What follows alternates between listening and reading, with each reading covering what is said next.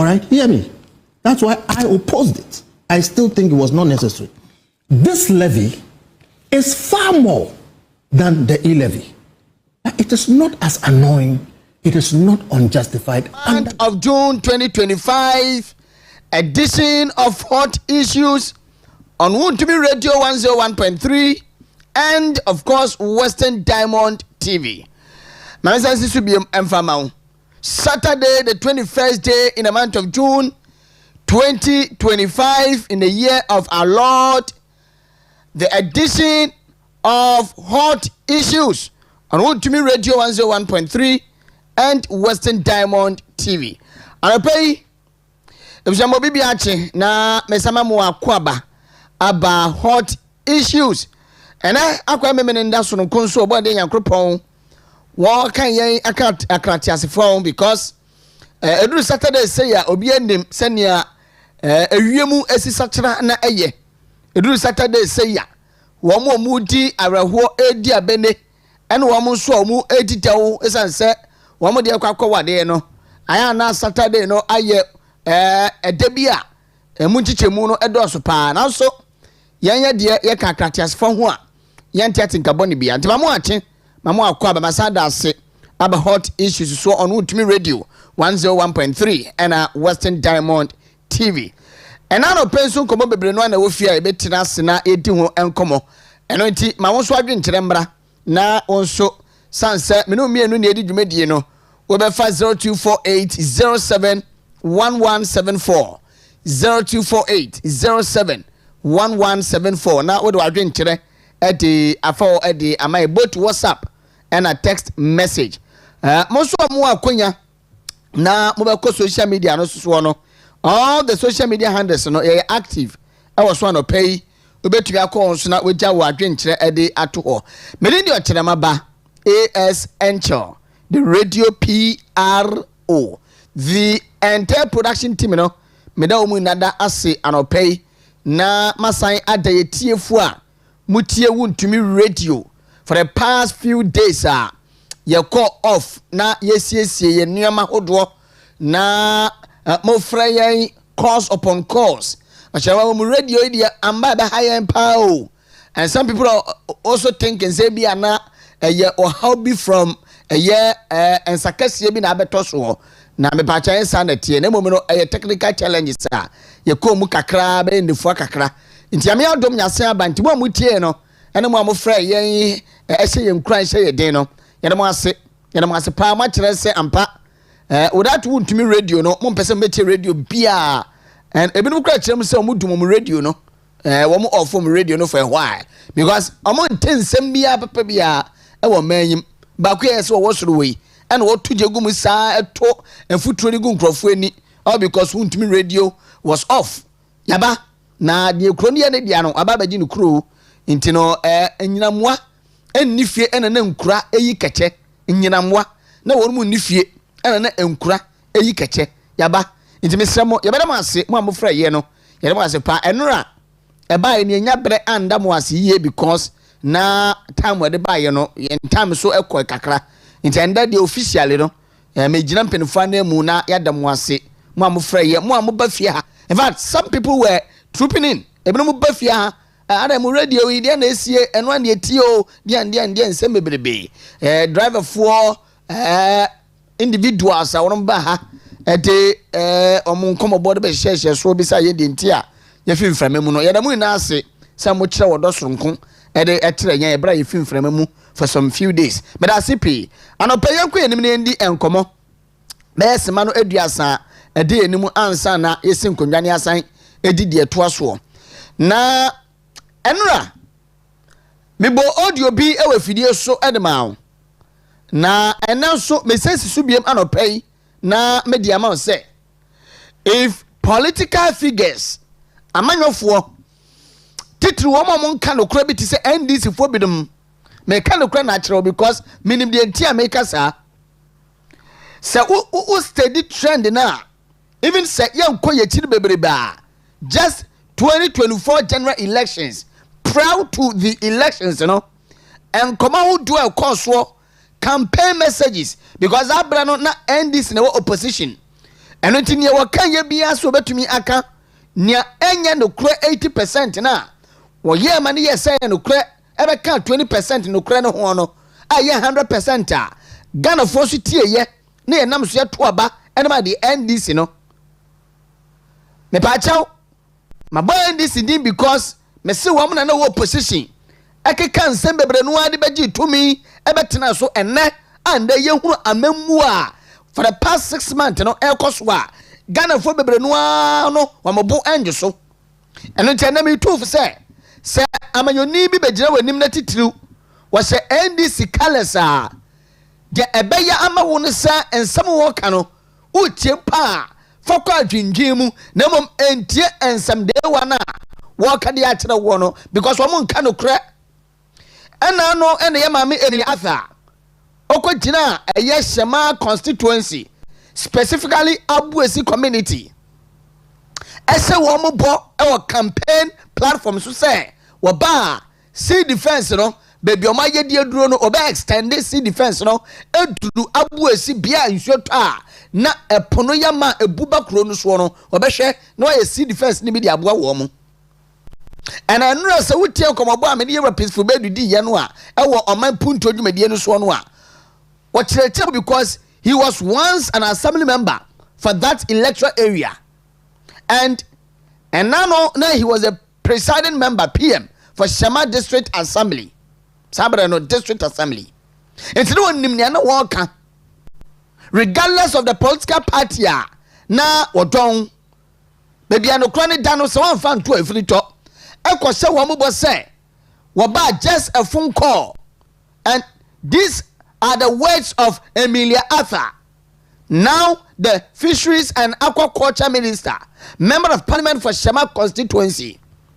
So wɔba just a phone call. It's more to about Famano, no member of parliament, and what call a banker Musono, Yambona Bro, and they he's a cabinet minister, minister for fisheries and aquaculture. And no apo should you media bia, Bribia upon Bambo bia, Yakupon Swadom, one more to say, Emilia Arthur answer.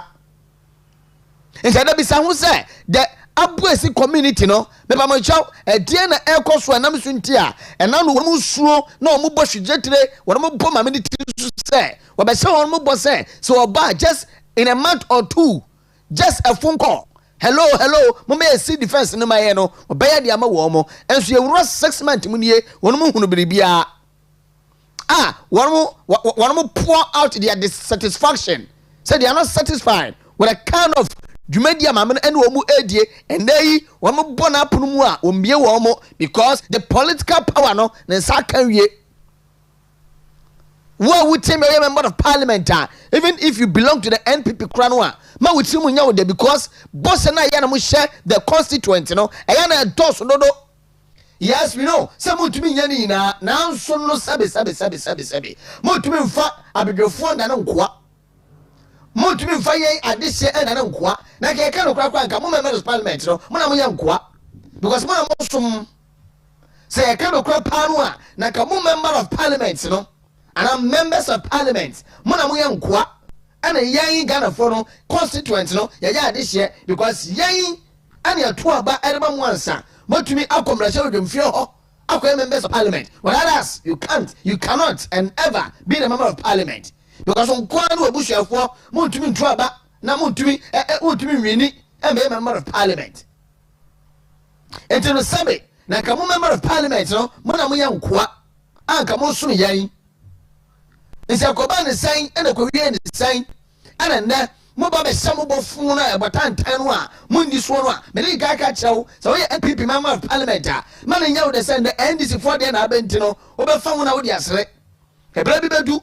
Bossa also say, you know, you bet treat your two of yesterday, 8 to Hunkomo, now will be tight soon, and we show more. So, baby, baby, I can say, and I want to be radio, dear, and I was sitting down on TV, dear, but the agenda of the NPP, and I'm all Sally, that's a member of parliament. My idea being my car, send me, not to my young pa, and I'm on the better radio, so now what you made him, we will do that. And you better start doing something. Our constituency more. Mommy, I'm going to Abuesi community mu adihye binom hye wo mu su edugu ma me Emilia Arthur ni tiri so momientie na yemra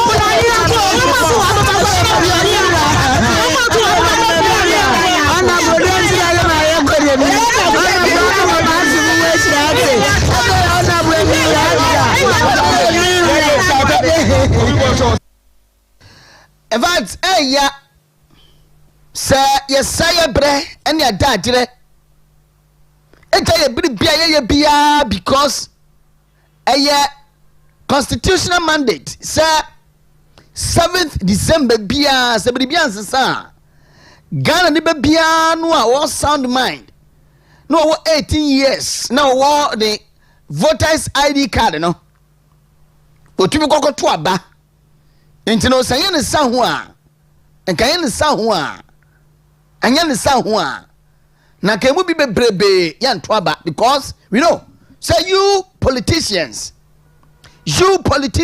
regardless of the political party NPP NDC whatever mundi no kura enfa magana fo mo ye hypocrites mo ye nyatumfo you don't walk your talk. You politicians, you don't walk your talk. Most especially the NDC. You don't walk your talk. Maybe anusa na yabeye hu adwuma pa. Afei ene yabeye sa adwuma we. Boss bia mu say bia no, we will scrutinize. 4 years mu fees that also hu no. Na do be 8 years. Na do be 8 years. And anu ya 8 years na san kwa. Na wo 4 years. Mo ho ya mesere kura. Mo ho aya mesere. Na no takwa ye me kuruka ye member of parliament otakwa wa ye nneoma hoduo e de bo takwa in Soyem constituency. Me dey example because e ho na me fure. Ma me nto aba ho me yi me vote fure wo. Na ye wura Salifu Isa Taylor. So obaba be ye takwa yie, takwa Messiah. Mo ko takwa. Se na sitian sa na tie bi fufuro bia meka ho. Biribi fufuro bia emeka ho ana ne yedi nkomo sekendi yesi biribi fufuro bia meka ho awo sekendi mebele nu so mam komanim eno so mi bo video bi we fidie so Western Diamond TV so edema nti bo mu tie radio no my commentary e de ato ase na mate ase ba jenti video no betumi eroli ewo Western Diamond TV screen so very well me da say yaro eni ba chaw on your screen ebe ye na se utifie na se TV so benwa obetumi de ato Western Diamond TV na utie radio na would when you video no na me so sam camera na nimu ofe pa o ana mo se what's up okay na wi na abonti na me twa ye ba sa no you see suku bia ye friend no Bishop Orok Weskafa Mantam number 1 Bishop Orok any Wood Methodist Babia Kobis Park ewo Takoradi Weskafa Mantam number 1 when me boss on do na enim baby asa park we ewo Kobis Park obi enim baby ewo you see and then suku na ewo ho na sase no so no out of our stupidity men fra won to ma obeka so chenema ba anope you are being harsh no but there are some issues bia yen kan kro wo mu nche ganafo out of our own stupidity ye fra sia at the school compound no e da ne ball aso school compound no and they are there than a border so sumina so Hey, na Ghana forecast sabe. Kerosene na bi egu ebinom adwene mu ana petro ana sabe egu ebinom adwene mu. A wonim se aha enye ball so, aha school compound. School for ehwa no mudi agro. School kwada no wama breaker. These are the router. Wama apply ekokoto mu ni ane ni ade e compound no eso. So what is wrong with us? Say you bet dane school asase so sumina so border so and you are assembly member and then you to aba eyi aya sofo no sofo ben ye ni free wo father and aba beje mante no so father ejuma wo so ba ba ye eno ti wo mo to aba de ma say an assembly member no father enu ni ana ebia na hu ye so hu ye de a father wo dan na tiri wa o wo dan na tiri because who are number 1 ehona ufiri ufie wono a the nurse car kwan na twan finfin ufie ho car kwan na twan finfin old man come car kwan no eno na dan finfin ufiri wa okọ baby abola yi ewo father the assembly member for Escafa Manta number 1 wodwuma nie anya assembly entenaye any assembly nkoriye eno ne sabe edwuma as an assembly member grounds work from edwuma and near the school compound no adane border so and the binom so ede ho adane ane sabe tiefi so sabe tiefi so amade ho adane tiefi so and omu dwom nan ewo sa school for compound na so na essence GS no penwumakuo no a they pass through channels of communication intino mafa womfo because school we ukwa headmistress wo anya de obekasa fa ho ebi obekasa o me no be come but don't record me unless I seek permission from the top and the debia no GS for a poor mo fa so just on your screen edi anie and ebinom a omo number 1 omo suba omo de na dinie ebinom so wo a omo nye the indigene of number 1 and as a resident of number 1 womo ye krofu kobi a sabi womo twamu a omo jimie ka kire womo se hono ye border so ntino womo to border edugu ho obu o wanti number 1 wanti number 2 wanti enclave womo bia wo twam and wo hunu se hono ye the border de egu ho because ono so hunu se border gu wanti and ono so de ne de na ba be ka ho because yase ansa na hoho ebetwa mpoa no na enam de kromani akatena no ansa hoho obehunu se hoho bi etwa mi mpoa na eye nya kromani akatena no eno ti ono so etwa mpoa ewo kro no so no enti so bi so betwam na ohunu se border bi sumu a na ono so fi se won border so na de ne border ade aka ho moma yesesam fi yakwampone ho ye nimpa na enye nimpan ye nimpa ye moa Escafa Manta number 1 for mu ye nimpa mo nya moa sabe sanya mo so a wo mu a mutwam wo ho no mo ma the unit committee fo no enye omadwuma father se wo ma unit committee fo no enye omadwuma at least enimre na makohyehyehye school ni mu ho na mo hwa ade because awia kataban no obi no ba beto bola e di ato awia kataban enumbre no ma unit committee for no ebinom akwa areas mo no mo spy we had the border no to no a na ya chew and when I saw we chimma be 20 bi wo chance ye de wakọ na de o se de o ne de ayew say ya nhwe ne ye nto na mo bi wo ne ma bi hu a ene ma beji nsemu because Takoradi is a city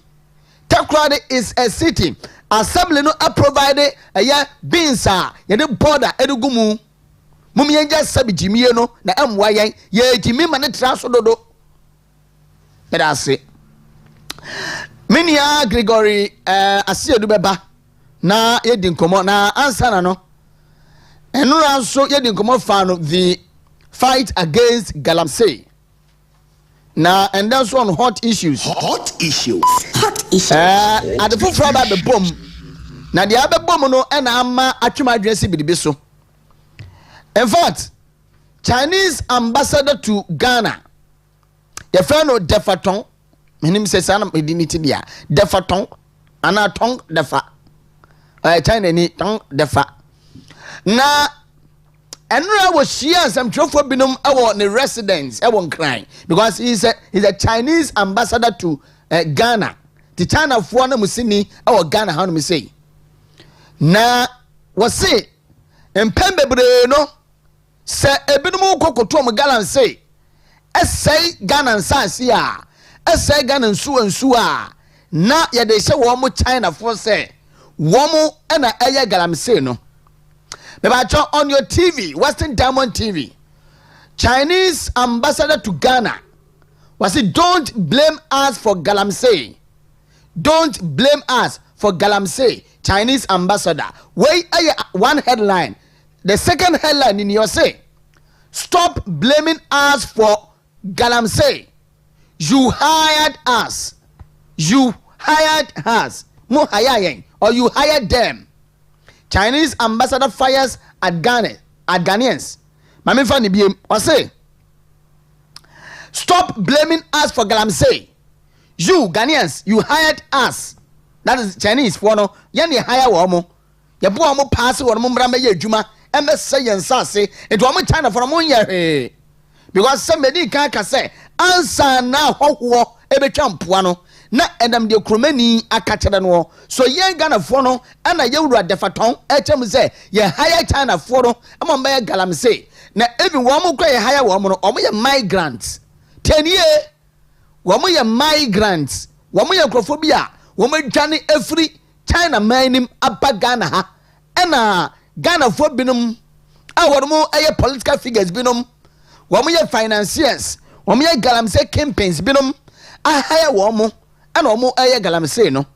In this case no say NPP na wo so sabra no a His Excellency John Dramani Mahama can say party no si womo hies kenti wono ye galamsey no nti galamsey tuo no ye ntumi entu so sano a endai aban sisanya ba NDC ena wa aban mu no. So can we also say NDC for ena ndai wono ahan eye China for ye migrants womo ni nkrata bia say womebo man Ghana mu ha na NDC for His Excellency John Dramani Mahama ena ni NDC for hire this Chinese migrant way so mo mra to galamsey our Ghana sase so ana because in opposition no John Dramani Mahama His Excellency e ka che NPP for say wo mo so mo hie sika anu nti na mo ye galamsey no nti the presidency na mo ye galamsey ministers no ye galamsey members of parliament wa NPP mo ye galamsey and I have the video enra me body chere won say John Dramani Mahama His Excellency e ka sa asem no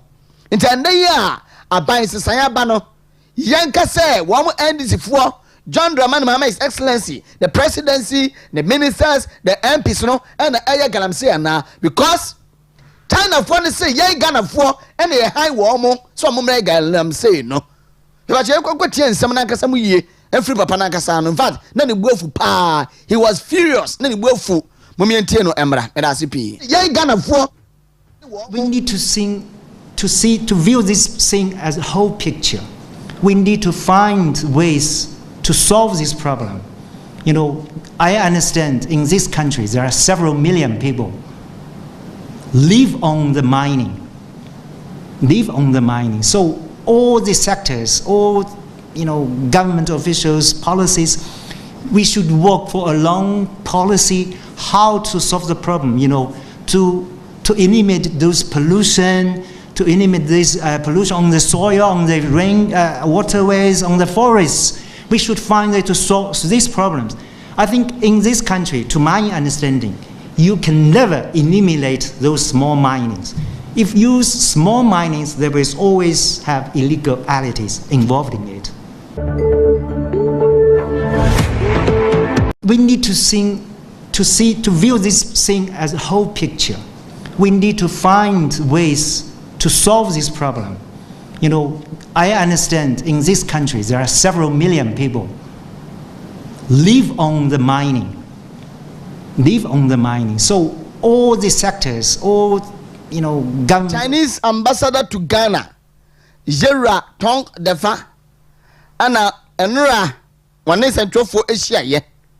Na nesimo kan ye no yabo binu mutofa. Etiam se betu screen so. Na makin kan kakra nsem bia na wo kabrofia o kan ye even more detailed than your kan because when your video kakra bia ya body ama wo. So on your screen I say the Chinese ambassador to Ghana Tong Defa has rejected widespread perceptions that Chinese nationals are primarily responsible for illegal small-scale mining, commonly known as galamsey. In today, we say we rejected that claim and kind of focusing China for any galamsey no. Until anyone was say Chinese phone pa na efra bankasi mu no yaka so munja wo mo no mo nko na omunya boni bia because yeah ne hai wo mo say wo mo bra me galamsey no. This is a Chinese ambassador ne kan and odika.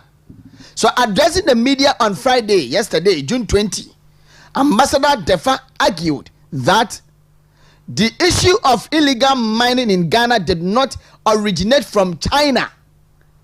Muntieni yo Ghana for sa galamsey na yase aba Ghana hano and ye to Ghana hano.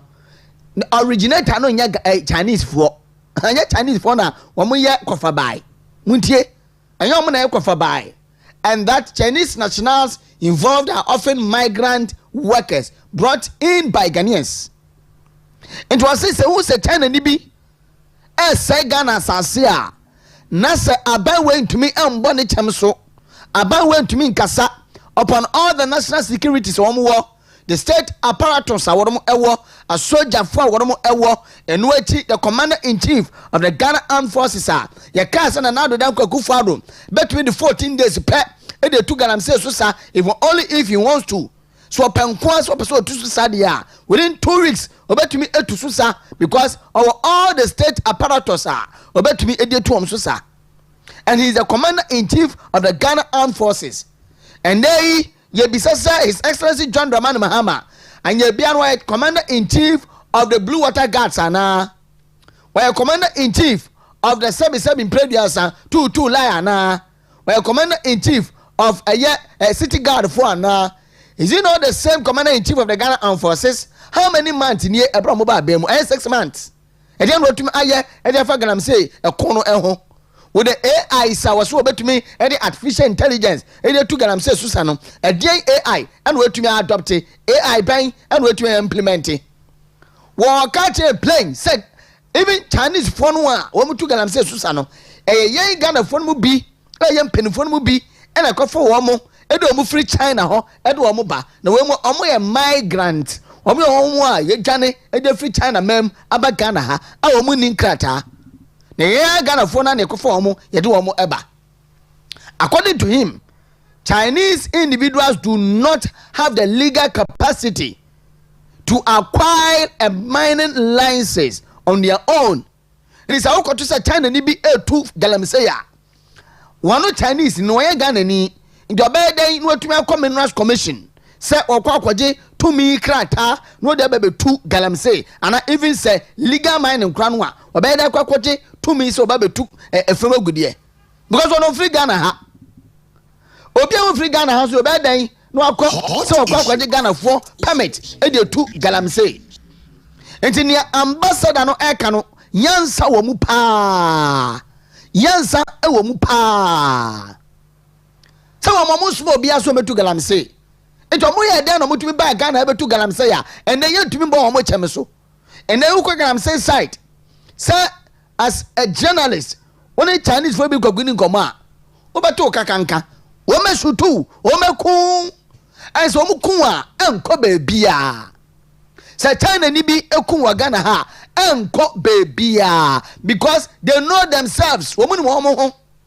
Ghana from penny fonwa, Yakofu Moba.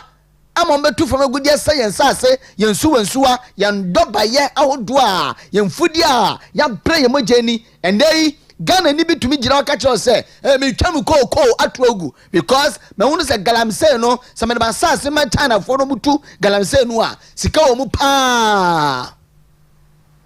Intino Womo end to me, so I'm quoting licenses, every bankasiem, Tienier, they do not have the legal capacity to acquire a mining license on their own and are typically invited into the country by Ghanaians who facilitate their participation in the illegal mining trade. He further called for a national long-term policy framework.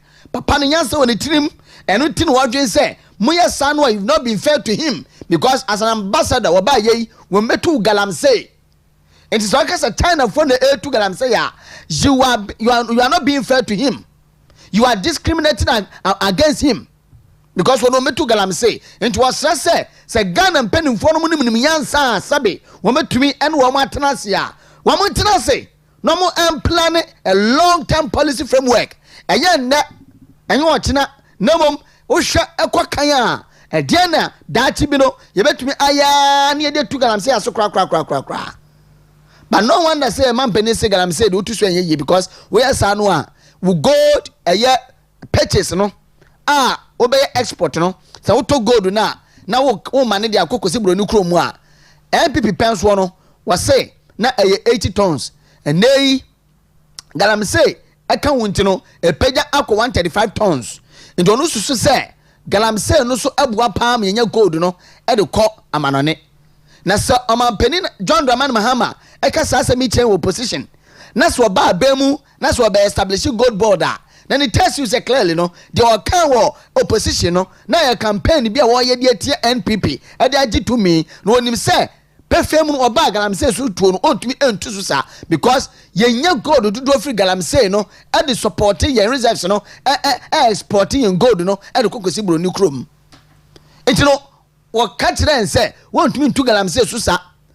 2 unemployment rate among the youth I was so and he said I already say be sacrifice here and only the betumi to galamsey so but say unemployment rate never cost nti youth ni ye adwuma ye na so be bon so bo say mampani ba ye wan create adwuma bi ama ye nti galamsey de enso begu no dia and ono so ntumi mfa nanim amfa enje saade no nti mampani John Dramani Mahama de ono wo ton no homa ye opposition say galamsey no ba wontumi nya ho hwe ba ye Ghana fo ne eti asem a aya na vuvuzela na ye bono pe pon no eno na sabi aye ende vuvuzela na aya ye bono se wo mu ka asem a vuvuzela na ye bono e de dede no pe pon wonte bibia now yanko another aye except ne nsem wakeka no dia eto so ye bubum first one no na makenka mo no say China for need to me so makwaje license every minerals commission ababe to galamsey so this is the second one was say to my understanding to me that is tefaton my understanding in this country Ghana you can never eliminate those small mines those mines you will have illegalities involved in them. He said we need to find ways to solve this problem. You see, ono kran won free Ghana hanu krano. Hanu because of China for the and that so no hanu pa. It was so na ban way. Say John Dramani Mahama His Excellency why already say we betu galamsey so sankwa opposition wo ka say galamsey won to into so sa no. Say na just sadia. And yet we must find ways to solve this problem. The government needs to work on a policy to eliminate the pollution of waters and forests. Into no Chinese ambassador no and what finding lasting solutions. Say bet to me Eddie Abua near the two galamsey susa. Me but on next one. Yanko the next one na nesem bia okeka kaye. Eddie Bua Ghana say His Excellency John Dramani Mahama why serious pa say we betu galamsey susa nko ade a one offer na adwen fama no. So I say a lot of your projects are built by the Chinese companies. Ghanaian project bebrebe. Wamo Chinese for no, and China for no, and a one way a day. I see a project bebre no edema yen. Your roads, ma kwine, Ghana for ma kwine. Your civil engineers bebrebe wa Ghana ha. And so young fan kwine farmer wamo da.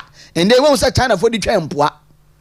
Your civil engineers bebrebe. Our Ghana ha. Hot issue. Our more years to come with them day. As young fan kwine a year and farm wamo da. Yeah, they are come China for, and I told you I didn't know. One more refer and say, ya come baby no, a Chinese companies, and that one more a year admire or my Ghana muha. Otena, as a front of beba. Your port, your port a hood way, China for yan SCA. Your interchange, China for yan SCA. Your marketing, China for yan SCA. Your projects baby, a woman SCA. Do any normal Ghanaian people know about this? And then I ask some Kasia, Defatong, a Chinese ambassador to Ghana, Wobisa, or say, do any normal Ghana ni bebiano wa jumuda ho a wombodam sabe unjimi ya sabe Ghana ni bebiano wa jumu eda fine sa no the fatong Chinese ambassador and then we refer here no wo kan yasam say your project bebre no wa mo China for no na esie dem ayen it is a Ghana ni wa jumu da ho a wonim nyansa wa twen sa asam yi ho ana do any normal Ghanaian people know about this? It's a question that he is asking. It's no, what can't tell say? And you woman I'm saying no. So who's a China DB I'm saying? Ghana for no, and I go for a migrant. Ya go for money and do more Johnny about Ghana, and no me to galam say. Mo Pia and boy China DB so bo, na Ghana for no one, a boy and one bro. Ghana for yan, ya boy and one bro. Ghana for any abo ho abro ebra ne ko eniti yarefa Ghana academic professionals forum no wa mo screenshot no I think said that's the last screenshot na odi atoso dia mame wo mo ka say the fight against Galamsey under John Mahama and the NDC is a mirage and cosmetic, and that is a survey oh my yeah and who say John Dramani Mahama is excellency ni se mi oka yes in opposition our ba be mu no. The fight against Galamsey no is cosmetic and a mirage. A image be a sepe a pentimamento a unrealistic vision be was set ya one more John Dramani Mahama himself want to be found juma oh because clearly no ba ye the fight against Galamsey one ya she and fan even LIR 2461 and a 62 Emma who kwan mayan to gudie ewo forest reserves or cast or ba obe repeal no and oba yo say amendment yes actually bi wo mu ni ade because the boys ni here concession akwakutu Galamsey ewo so blue water gas wade ba ye 450 a year men and women we recruit wo pass it out ye ho mo so fa so bia AI ba ko a wode e ba ya the lands and natural resources minister ye wa Emmanuel Makofi bu a what TV so as an artificial intelligence wo soon no and also another minim say AI artificial intelligence which one who soon there as a minister clearly tells you say we artificial intelligence man but I see me ba cho ma videos no about Galamsey no fatoto to so ma me na afeyen fanda ne ho emrese sia me ne abere ma Greg Asiedu atenase nti ma che twen wa ba video no the river, situated in the western region of Ghana, flows through the Dwaboso and Nzema East districts. Direct mining on the river in many of the communities along its path has reduced its integrity. The Ankobra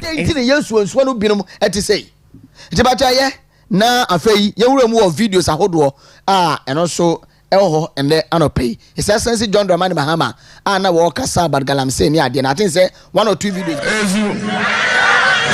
Ya ban omo chi omo Galamsey no omo atu omumu ya be ma omo amnesty no omo asaba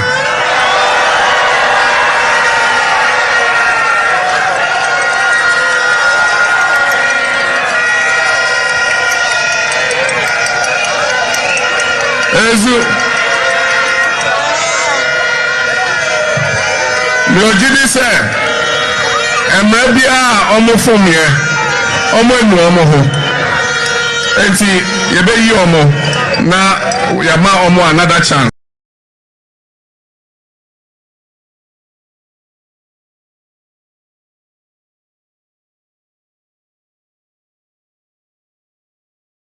ezu ye ban omo chi omo Galamsey no omo atu omumu ye be ma omo amnesty no omo asaba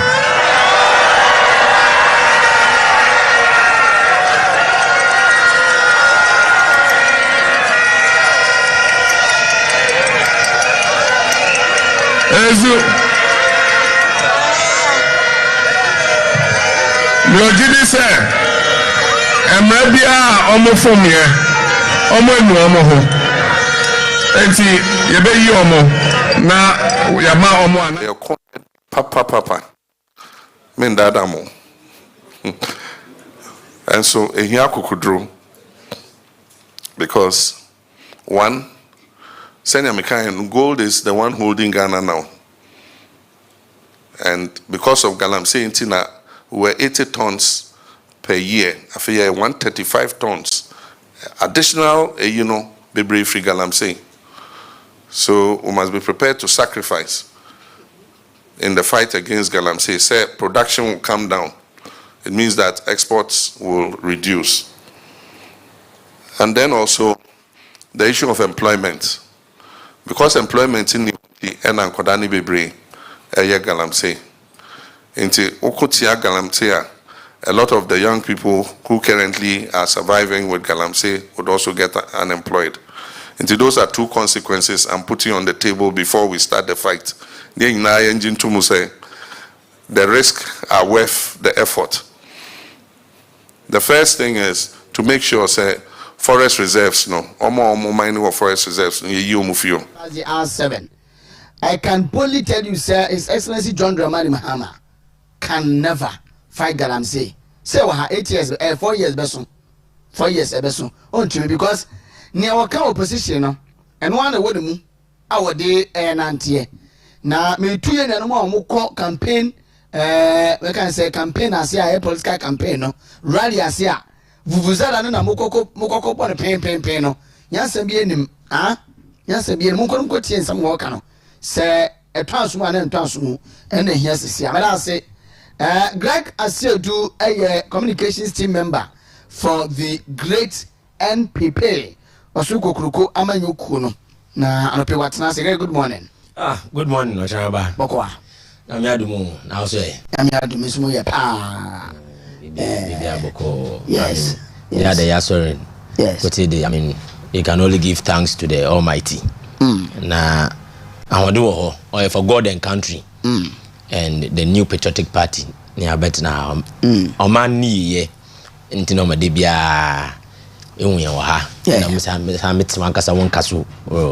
do na TV do. Nice one. Mambo akasa so abaluka. I don't want to me. Edumai fo no ha nyina. Na yen listeners you YouTube bia. Wonu wa nkan yi ni nice one. Biasi. Yeah. And my man was was because you're free from a radio side no. I think say you were one of the few na mo frɛ Okyeremaba radio na ekosan. Ona go for higher dream pa. And I'm so ba ha bia nso a amu bisane ade. What tells us mo dream radio no pa and the brand untumi multimedia no mo dream brand no pa because na ha party mo for bebrebe mo bisa ni ade ayame adom yaba mfrem mo radio no so enti me enda mo so ase sana mo dwene eye brand no ya da se pa very well now ye frame common as say oba na me di komo fa ne Galamsey nti no ye ntafro ho kakra. The fight against Galamsey and they China for so ebuafu Ghana say the piano na edisi China for say yen ye to Galamsey China for na to Galamsey say so and clearly video be biano be mu China ni bi wom 1 or 2 Chinese no mu wom say omo kan no mu to Galamsey but on ambassador na wo Ghana ni chirem say say hunu na Ghana for ye ka no cause ye ndwen kwetire instead of us to find solutions to long-term solutions no China for mutu Galamsey ni adwene but you free say Chinese for no wo ye migrants Ghana for no na ekọ for mo de wo ba Ghana ha say wo mo bebo wo no mutu Galamsey the sansam ye kan yin femfem mu kura na mo ntwen ko ani mu say ye port no ye harbor no ye akwan ne ye interchange ni ade wo mo China for na si dia ma Ghana for ana ne adwene no no ne adwene say wo mo na tu Galamsey no ba ya ye ni mi say ya Ghana for no na ye ko for mo ba ye ni nkoma no pay. Well, Okyeremaba, Galamsey nkomo ye be di bia am de ye share year national ye be di nkomo kakra wa ha around March April ho baby minister Bosu wa ha na ye ka chen you should get serious na edwuma na oba be no edwuma edin na obi anka nche no Bosu yo Bosu dia nke ye nyina ye be di minister ni bi anankofo botum di minister okruma no ye nyagore nti we called the minister to order in the kitchen day. He should set up. Now, Okyeremaba, my main country there, nobody's fighting Galamsey. ono amutu makachi obia no fight galamsey bia galamsey no afa epu nanu ma dankasa ne mu ayede oh okay achana ba hwe 2-3 weeks ago na mo asankregwa okay nko yi wo ho na look obi onim ekwan na ede kwa asankregwa from boardie to wasamanso ede kwa asankregwa no achana ba se benya kwan na anwa ko no kwhwe bi eyo ne chiru and when we roadside what ben roadside ankasa in way galamsey no with the tacit support of the administration in power. Wow. Now here is Sam George answer baka chen there. Galamsey na okwado no. President bi o serious bia or 1 week. Me papa me na me ti the 2 weeks. On also 1 week. Okay. So president can say you involved that. They can fight Galamsey to the latter. Them na Sam George kan. Okay. Yero ma ama ba benim. Okokobe 6 months ni. Yeah. Bocha mboa. Wa buru 6 months. Na Galamsey will fight today. I want to be fight Galamsey ya. We want to fight Galamsey. And this funakasa they are complicit in Galamsey fighting. One akasa wo ya de ni bi. Nti obiantum fight hwe. Na minister nakasa nda nechi wo elemble. Won krofo. People are mining there illegally. Yenya yenim. Okay? Yeah. Baby ayero ma ama kogina ya odi and the politics we do banso. Yeah. Na wo Galamsey wo. Serious one. Say campo ho constituency no. I mean I want wo Galamsey wo. Look. Hwe yebotum yenu nua wen wa na asru de bia. Yebotum yenu nua hu na asru. You come and do politics with this. Eba nanka ede solutions aboboa nya fight Galamsey ndaba. Like when you been back because to their politics. Insu no ni atwa. Plan sisi motuma ase obi anoma. Tano no motuma ase obi anoma. Okay. Ankroben motuma ase obi anoma. Into one also fight Galamsey no. Or abanipa. Amundo bi al fight Galamsey. Na so by AI mienu. The blue water guards are ye yi nipa 450 NDC full soldiers no 450. Ekwetri no mo eselebo na na do ne company wo see ye no. Isi o ma pass out e do ma toto rivers ano a mo monitor. And yes, also the AI back a Minister for Lands and Natural Resources. A quarter TV show no wosu catch a gun for say was so more motion and issue no Namufinja Galamsey. It's not enough. Oh, Achaba. Yeah. Ola asame kaniwa. You see in Ghana fun wo te hina. Yes. They are the best judges. Insunu wotwe bi ma nya yehwo. Me yi insunu mahwe. Na nsu o wi me de modern genema botuma edan ma. And so kumi. Antum num na musunu ana yero mahama make a Mr. Mahama don fe on say no mo butu maso ma let's not do this to ourselves. Yeah, the BBI politics ukuma BBI the politics. I saw the commitment of President Akufo-Addo. Yeah. Say around 2018-19 will be on the ban to small scale and then to the Kenya. Yeah. That is when NDC ankasa Mr. Mahama himself one would deal our dear politics. I care papa no friend Tony Obin na. Yes. Ona former. Yeah. In the Tony Obin on the petroleum hub boss. Yeah. Don't want to walk around bia. I walk at Chegam says the President Akufo-Addo no on pon asem. Na kakra wo benya dim. President Akufo-Addo si the made bana osi wo nanim. O yef wo nanim. Nti the ma wonima wonje no nkoto aba. No fama President Mahama na President Mahama oba. On the Galamsey no of Wado into Bamu Galamsey. This is the I mean these are the words of Tony Obin in a kuku wine.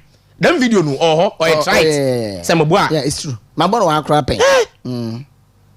It's either now politics say you na win power no. E be na fight Galamsey no. Etum.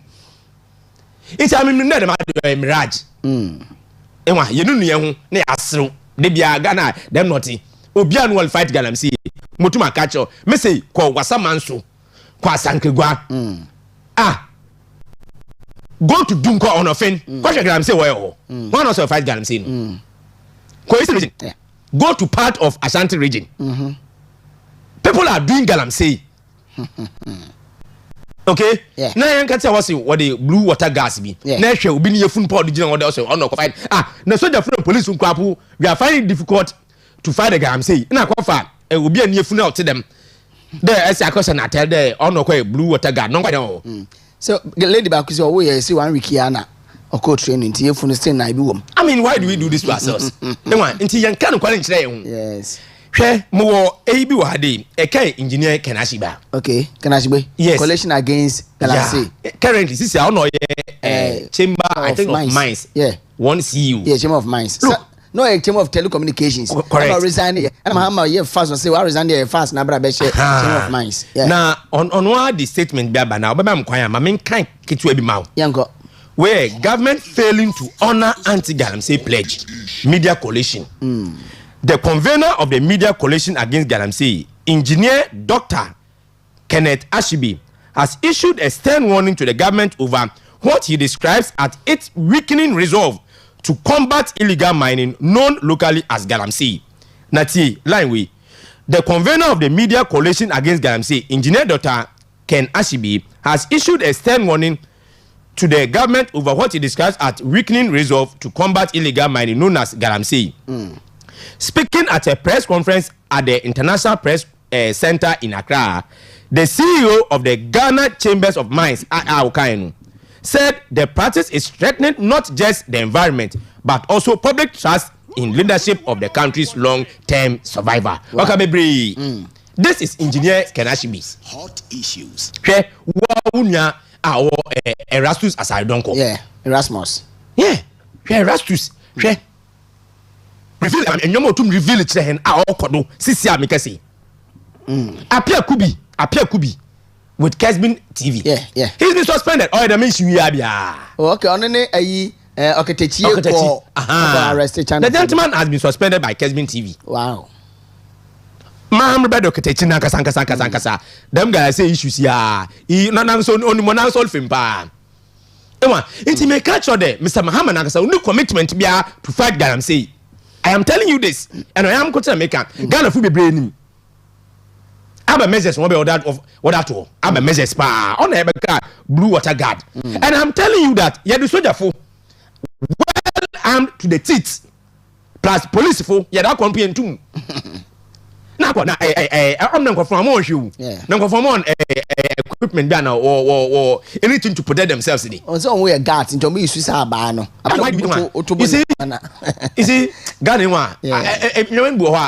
a comic relief. Get to me a day. Galamsey fighting. Obian will fight Galamsey. After the Galamsey, like I said, my da. What to ye? In catch a Ghana fool. There, NDC, and your part also trust one. We told them that John Mahama is not to be trusted because I mean only them record no. And now youth no P9 no. Look, from 2013 to 2017, Mr. Mahama was in this country. Yeah. Yenim ma UNICEF sending where for Galamsey one. Where then? Mahama yarganim na obo hobi environment ministry na dinya. Abado obey. They failed woefully.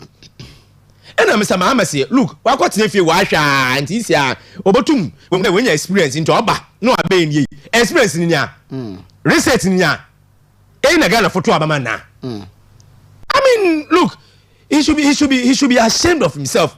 There, more quadrunu, ultimate fight, Galamsey now so promise Ghana for no. Yeah. Now we know what point hands there, Chinese no. That was why then. I'm on it. Na Japan Pacho Chinese no Pacho onu osano kotoka oni me be ofa no wasamanso Nabi onu dun ko no fina Nabi anonu wasankra na Nabi hey na when the merry way na oh look you see wasankra is kuma I mean can we get serious in this country Chairman General okay now Chama amutu kan pa yenko yie sa nyama no nti a lot of the places I know only wapa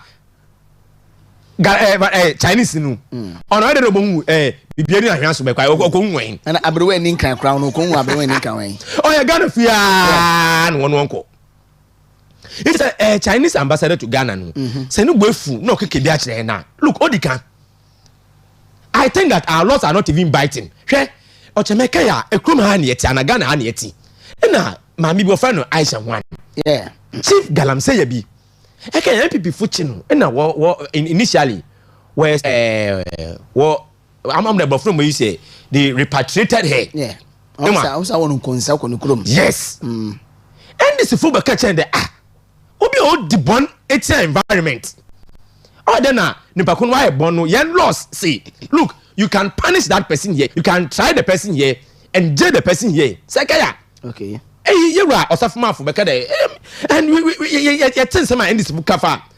Oya osafuma for regards them repatriation here. Okay. I was on here or say mam near trying wa. And the man can obey the madden bima. Yet this time the woman is behind bars. She was jailed, I think, before 2023 or 2024. So, and the end is before about Benin. Chinese with Sebekaya, Interior Minister. What's this? Chinese one way, but now on Chiwonu, another on jail one, on try one. Now one more behind there, do the same thing. Deportation. One man will catch China. In a manner, have a difference. No, very well. You see, you promise reset. I can reset now. It means you are going to change from the status quo. Man, no one ever son. Now in ye. Okay. Niyem ne we are. Ochanaba. Niyem ne we are. My many MC in Komo Kakra. MC amede ibia send WhatsApp hono. But just say already the last two no. Fenudi in kind of the first one no. Etwaso ntino Sam George nkoma hodo bi a odi in opposition.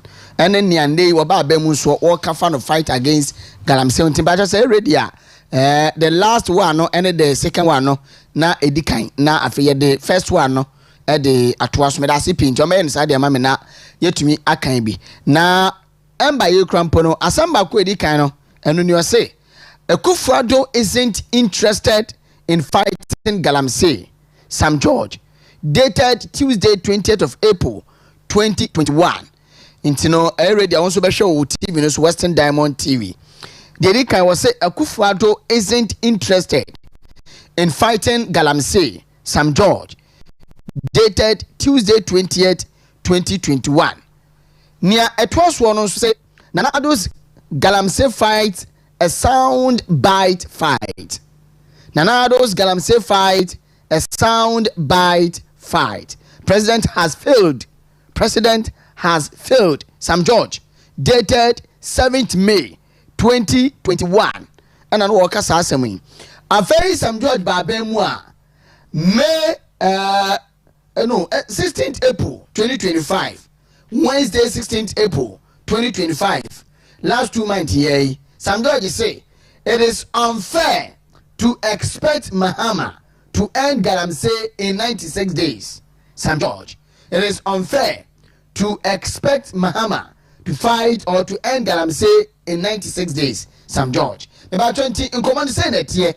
Sam George yaboni di series of in command yaboni di.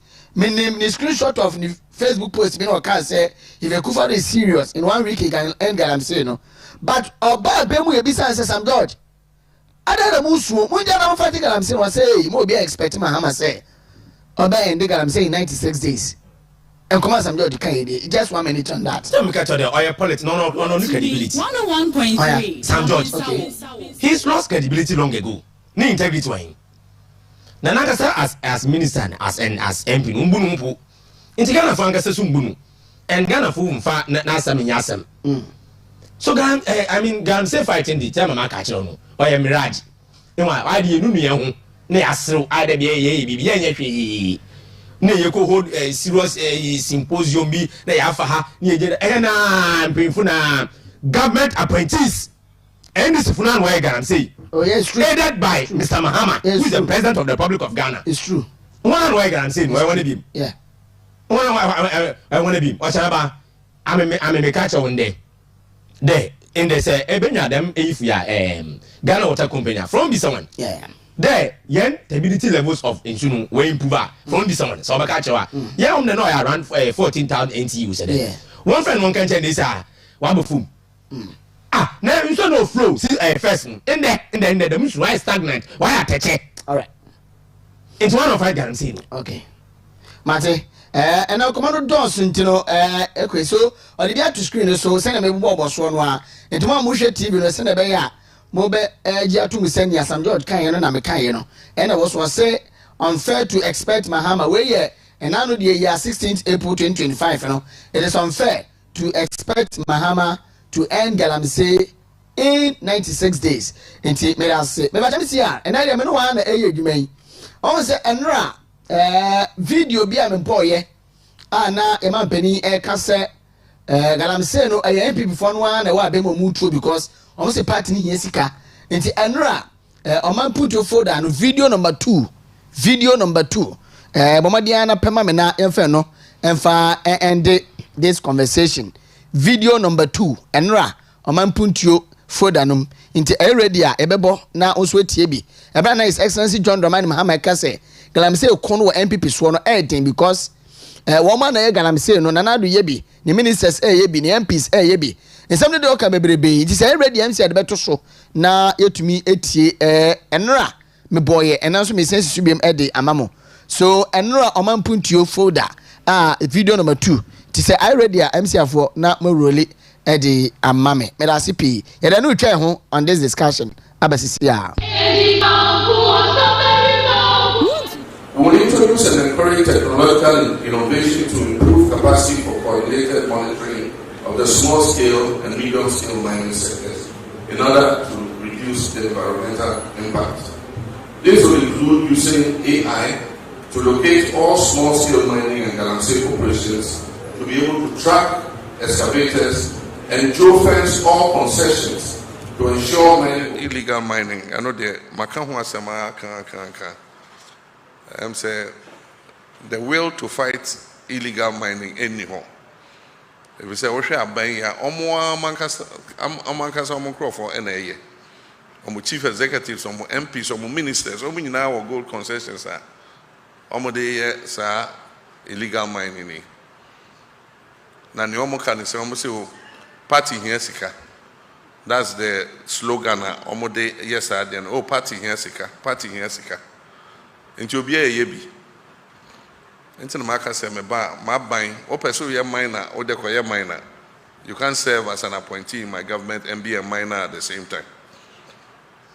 Now you DC na one of my appointees na me hu say ye ka say you are involved in mining na me ko investigating na no kra me you if you no akoye wo mining until we extricate political class from this illegal mining. We can't deal with it. And you're being involved in more info. We would let you assist us in the fight against galamsey. Because a bank ain't mean. And when she was say the ministers, the MPs, now were gold concessions are to galamsey. I was so intended Adani. Why na A2 galamsey? It is a Greg Ekase. John Dramani Mahama Crow also A2B. Ene na so afo na etubia na wodi ka because ama pani na ebia yeni akere okwan no wo a on ba ba mu a wo mutu galamsey no that's it. We're from St. Okyeremaba Kodo Chrome Escado Keten. Good morning Radio PRO. Anyone who voted against NPP because of galamsey should bow their heads down in shame. President Mahama and his NDC leaders and full soldiers said a lot about galamsey, but they are doing worse.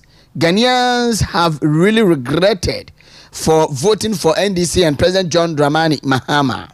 Best regards to Honorable Joe Gate, Chairman of Tiskobna, the next constituency chairman, Escado Keten constituency, and Mr. Colin Sa, the constituency, next constituency secretary for Escado Keten. And you also text message, you know WhatsApp, no, Embra 0248071174, 0248071174. Greg, you come up party no kakra. Correct. Na and I know one neck because ya o won share the abano. I say obi anso won adwen kire. One more de share ba say and they most started from top to bottom. Into omedin kan out to the presidential primaries no first. After July year you mo call delegate conference e won cry. Ni ade a won share ndi bebre no a any proposals aba. Party ni a ndey wasom party ni nso ache. Na obi so echa na adwen say nke ba ya yenko old system na entumi emwa. Ebe mpanka the electoral college ni yembiem na nka card bearing NPP member bia nso entumi enya akonya ento aba no ebi because eba ne sa no a se party phone na eto aba no a obi nka so ene memeko as an independent candidate because onim say party phone na to ye ana wanwini into the independent candidate no emba ni trim but say few people be ese omo from delegates super delegates ekokoto aba ne dia no nimisa dodo na no eye party ma omanya akonya nto bi as we independent we met try then ato abama no general elections nim ebi no so sunyenie mo party and nsamo a abemu me ni komo want to me 101.3 nyaminsa wo again maminchi party fo and a party painful na menka de neck I make a lot of decisions manage ho pa na what can neck na ochamba mama chire me chire de onye nipa be 2025 no kwete no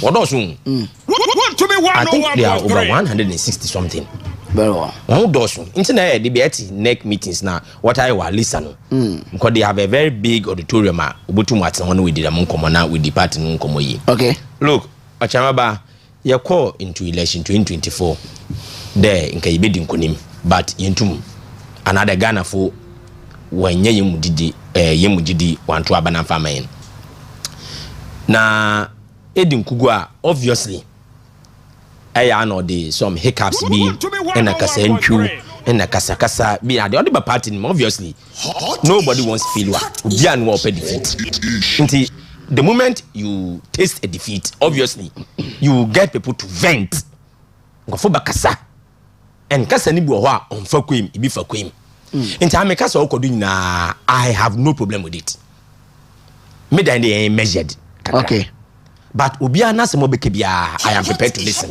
am dem na issues me stanity okay me mpada make obia ne kasa boa me listen bako ni yim that is not my way. Allow everybody to make his or her point. Whether assembly for kwim I will jan man so on channel adwin. Nti ye di nkugu around the December day ba the regional February. Nkofo kasa. Oh, I mean nya aka no so.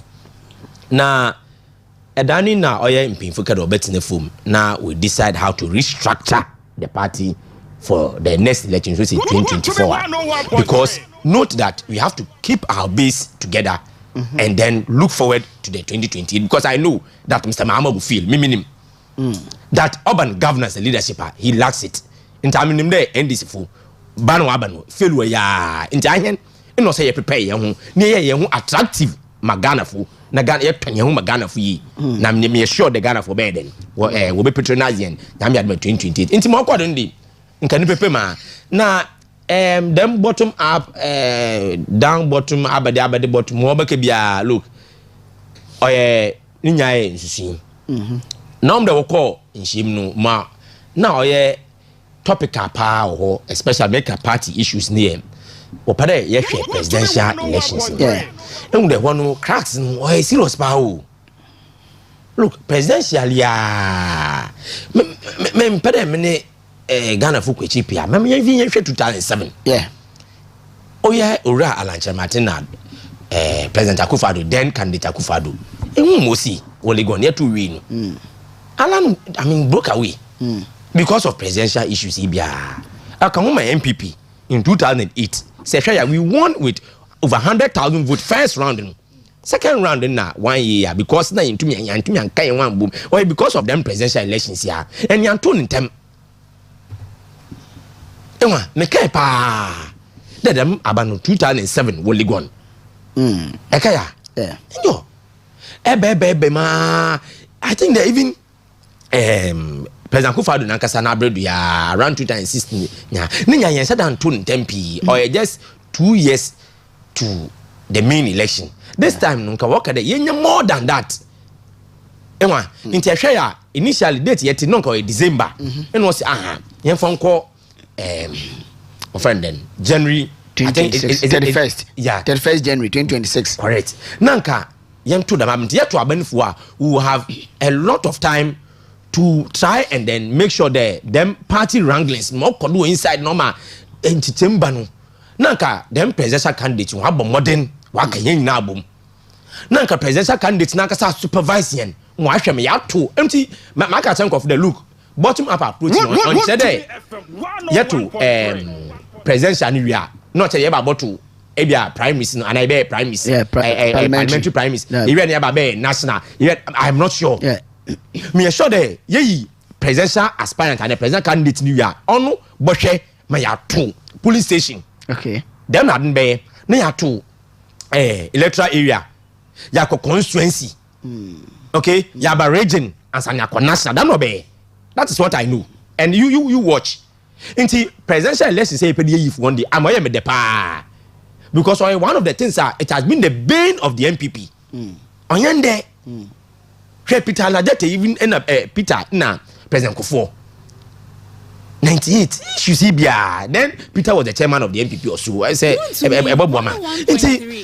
Ameminya inti na okwo no me there and I'm happy with the aspirant the way I will conduct one mambo wonya wana bado mambo aspirant na so far matete there was wonya obaba mambo bia na bado from Dr. Baumia to Kennedy Japan to Obia Martin Nkebia. Look, it looks as if all of them support it and everybody is going to campaign. Me ndo bia is form o hwe no akwa campaign because in bring wo.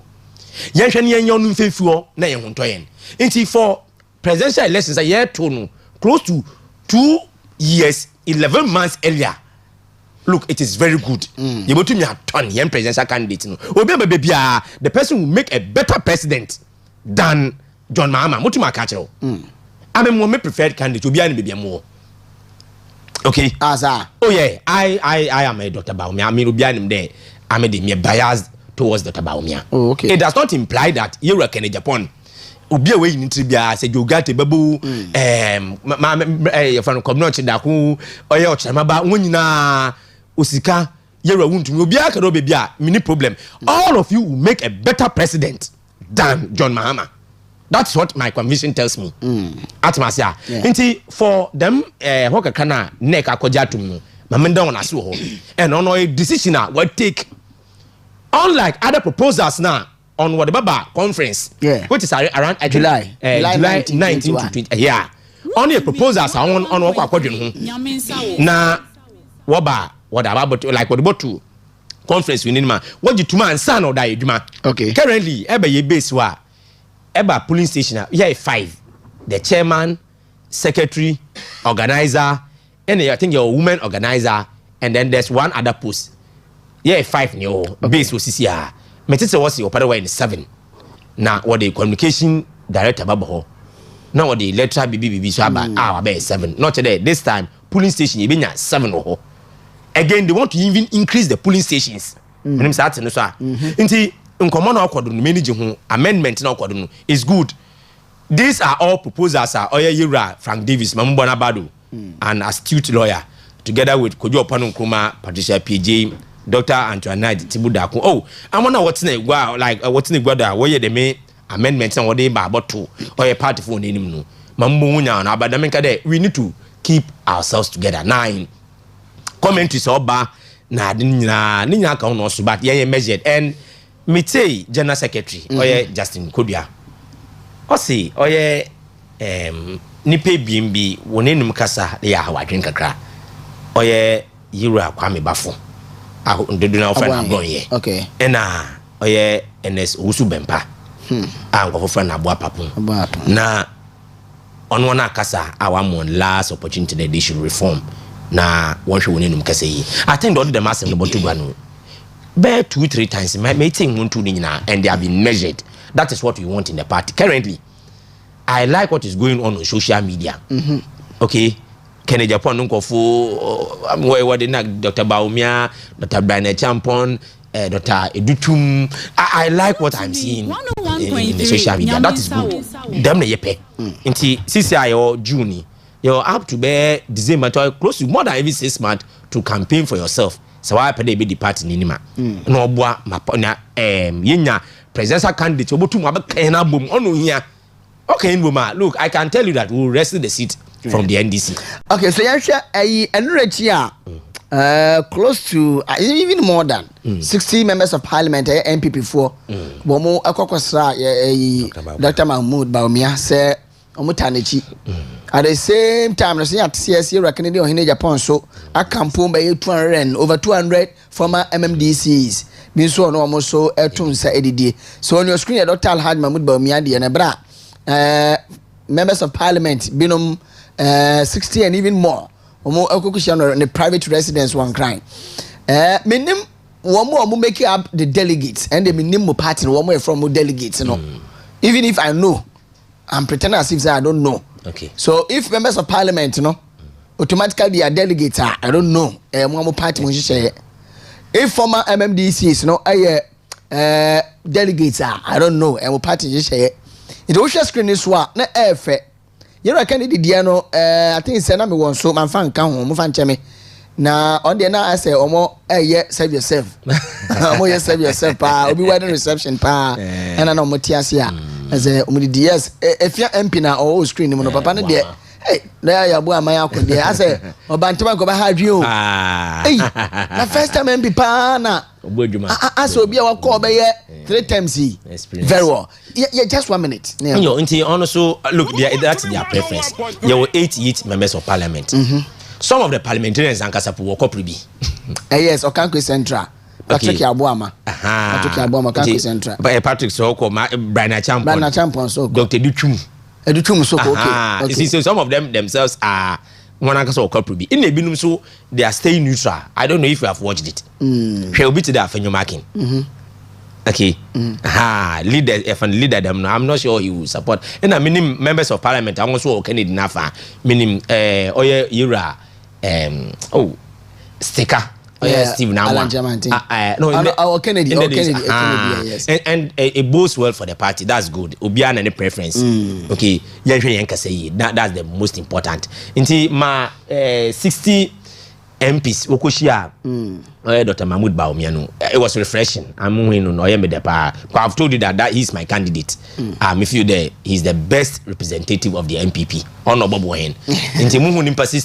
I was convinced that look, that's good. That's a good omen for him. Former MMDC is Okoshia Kennedy. That is also good. Remember, Matt was this weekend. Yeah, the same former MMDCs now. Okoshia Brian Champon. Okay, let's say Omodo Mushia. But MPs in the making it clear say they are for Bawumia. Yeah, they are but let's say Kennedy cannot meet them. Kennedy can request to meet the MPs. MPs ni mwene dunko. Because Obia what the order. Look, the fact that I have declared my intention for Dr. Bawumia, Mohana minyante that Kennedy Japan have an obisia delegate yewo kusimtima. I will show up. Okay. Kennedy Brian Champon moko edutumba moko. Okay. But my preferred candidate is Dr. Bawumia. Matemeda say but bia me hu se sia na I think say kan komo but nice pa. I think say nra I say after making reports I say Lunka to speaker for taking photos with 80 NDC MPs to succeed Mahama. So he says the minority leader in parliament Alexander Kwamna Fayemakin on June 20th 2025 reported an incident to the presiding speaker of the house lawyer Andrews Asiama concerning event that transpired in the chamber. Now, according to Afemakin, the national chairman of the ruling party, the National Democratic Congress, as Johnson Asedun Katia, entered the parliamentary chamber to take photographs with 80 members of parliament from the NDC as part of his campaign to succeed President John Dramani Mahama. The way he was making it a light. We know almost this me who saw video now. Mahama Yarga. I mean, it was so nice. You are sitting at your ABP mu na buy and see pictures who try na nyagro. And oba be ye dey. My former MP, MP 3 times. Yes. Then even legislative assembly grant no. To me, former MP. Then na say ni nyina bo my friend Winchi. The constituency no na banda anytime ni nyina uka ni nyina bo ma. Nti ono nankasa sisi amika say oka parliamentary service board no. And why be da. Enya no put me say like Oba ho say parliament oba be den ho. It's like Oba say bia Oba me ato aba ma na na say I don't know. Obviously now I said in kete there wo wonim no. Look, he is nursing the ambition of succeeding Ira Mama. Hey, now where they try to what a dada. See, I prepare now when this Ababe Ira said in Ketia, any Julia Debra. See, I make us say, Mamma Unity. Ira Jane unity but what you Musa dan kwaswa oh yeah the post ni bia ya ma me na lead you so no dey it is here say nin kete ni abre pa okay mate onya nti na lightweight bi na mo dey say I mean just trying to make the house a little bit lively and now as for market too very well my from message when fan film na you made in come chat to and then some 25 minutes past the hour 8 we say good morning radio PRO we should forgive ourselves and move forward. NPP needs to get out to win 2028 general election JDM has nothing to offer to Ghanaians. Awaiting national chairman to me, awaiting regional women organizer August Nakatia from Sub-Zero. What's what chairman na I WhatsApp. I think say we know about WhatsApp. Minya branking can farm. Okay, sent my kind what dear no. When say good morning, Okyeremaba. Okay. Good morning, my brother. I have already told you that President Mahama is he did not stand for his words. Hypocrite at the highest level. He said he will not deceive us. Promise Ghanaians 24-hour economy, reset in Kokon getting Galamsey fight, and so many other promises, but none of them is going on in Ghana now. Satan is a father of all liars. My name is Kofi Poku, watching you from Kumasi, Jenyase. Also, there were day Abani now. And come on, chat one and come you know in Bomuna and snappy na yan picky course. Israel ne Iran fontokwa. And they by fan say a course so 4-5 days ni. I think say obi anim santokwe to pass share mine near to near in a museum near there. But the people can say a new level Russia and Ukraine fontokwa. Course so somewhere February 2024. It did more by 5 months. Na NPP wa bemu hard drain ma NPP so and maybe a hard drain power or can be so Russia and Ukraine for 2022 not 2024 February 2022 so after COVID the tete ya wonka kran na Russia and Ukraine to cancel 2022 February and so be share so some few months bi ni ade a and that Israel and Russia to kwano how exposed is Ghana because I'm penny akwa kan same was Savannah region say what task the finance minister ne energy minister say we should protect against na yenya kakra no intenu ntoma suspend the Dumson levy no and fetch fund so upgrade amodi ama Ghana say in the 13.1 billion US dollars successfully no yetumi arrest structure and nam sunti and they one to upgrade from a year friend saying upgrading at the other B minus, that's B negative. I actually say we are making headway. So these are two in common, and also and pay. Yes, you see, in the Mr. Mahama Ojitum there, Sana external shocks or counterpart in Ojitum. Initially, he created the impression there. Look, external shocks on how I did. On the neck, Russian, you can run and cannot know what is ruin. They were mocking us. Today, Israel and Iran one tension kakana wabano.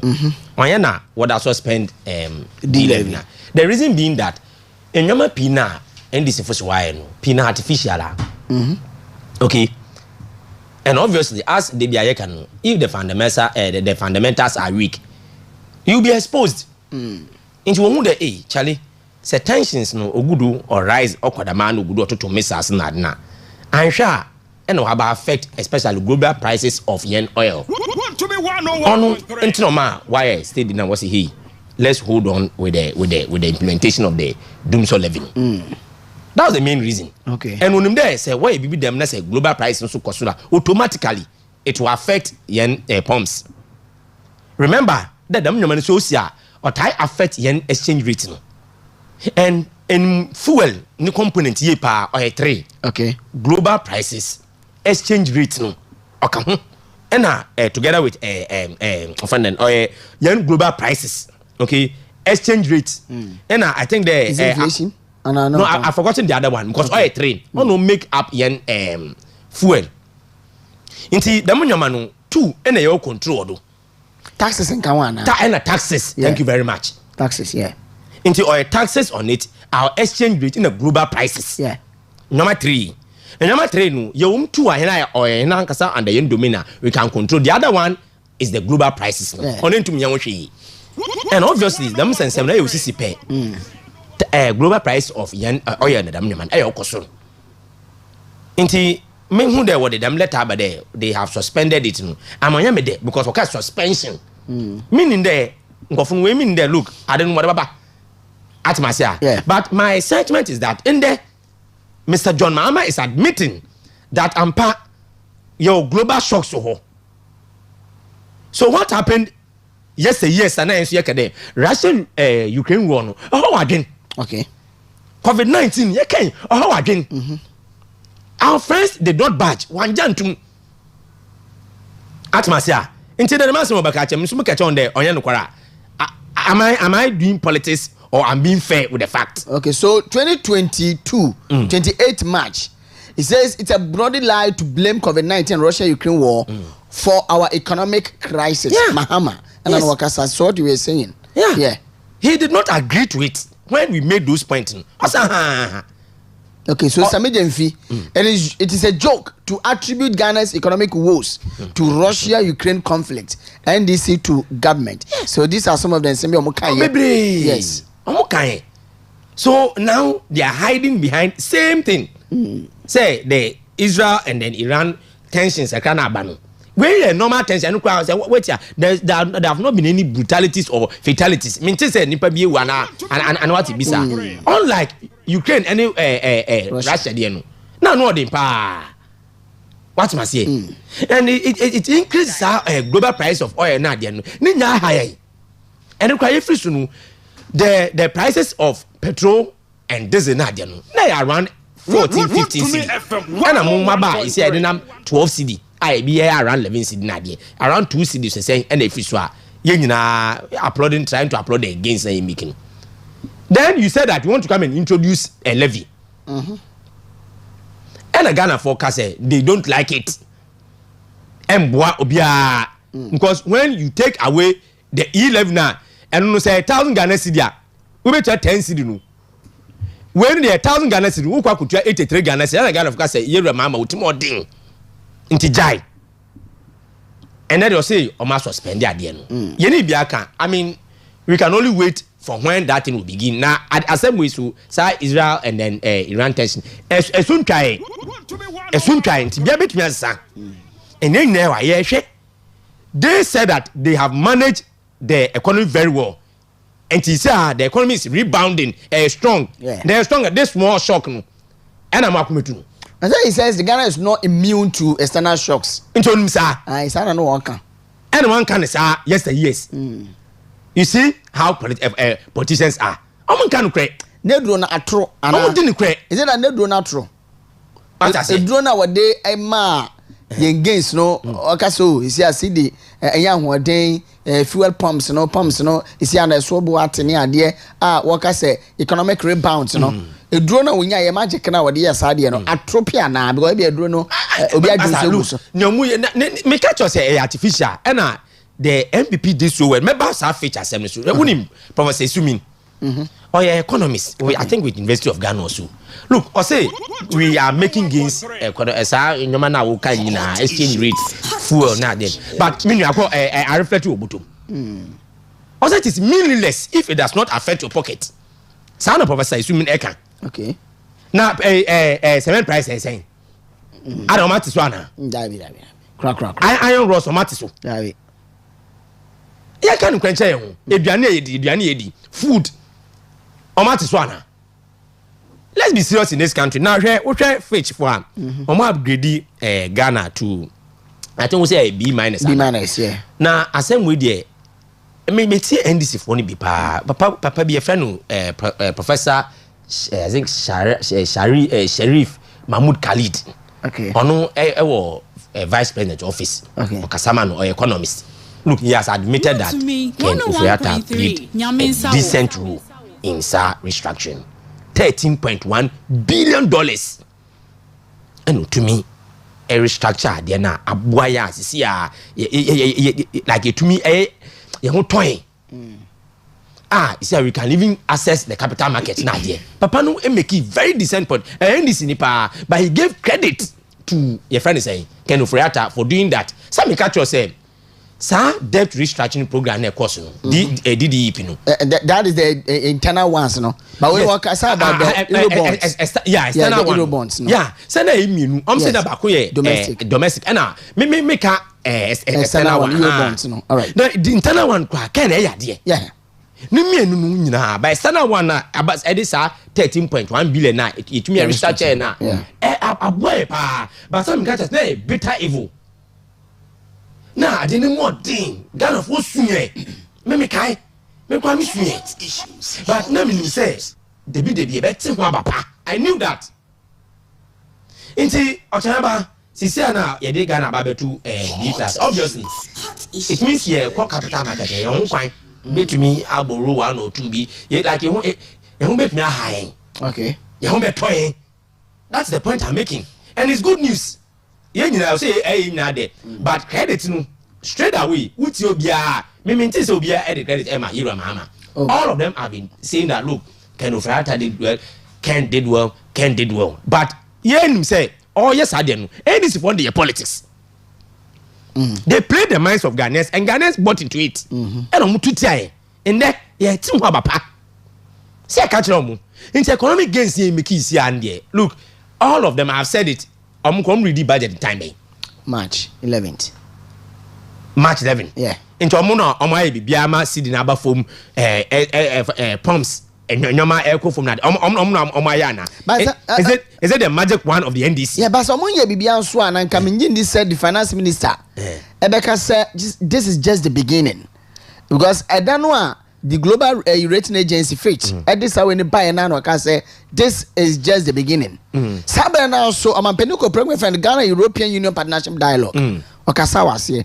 No so okase it is a sign of economic rebound. And no dey yebeja to move because economic rebound that is true. But for you to claim that a year make can say glory no say this is just the beginning no of which you know in your own self say uba ye unye bia no a do amambo de ento aso is a kind of rat no a say be no finance minister nti e denya no credit no do make say your mind credit but I say to me unu baby a wo ka check na for say agena ha na efiri eden eba yes they will not do that. Have they been truthful before?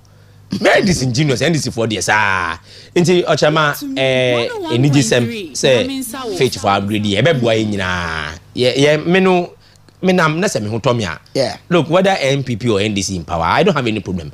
Ghana ni hoto no a na me ya me de me hoto me be me de wo hoto e be wo de ana that is the most important thing, that our lifestyle will be improved, our standard of living will be improved nti ye beda omasi na yakachire NDC for says someone omusi omu ya they should continue from where we have left off. And me say ye behu result most often around 2 years 3 years on ye behu say hey nkofo we na ya na say eye MPP for na ye e no mu teso abapa. We all see it in this country. All right, me da say ma yemfa afrafo no kakra na yentumi enko enim ense mo accommodate me why me da sipi ma me hwe se messages bi aba mi mfemfiri wo we say okay we dey high no be try high we so the free a friend Same if you come new site aka Dr. Baumia Beba 2028 I say no noise be still maintained.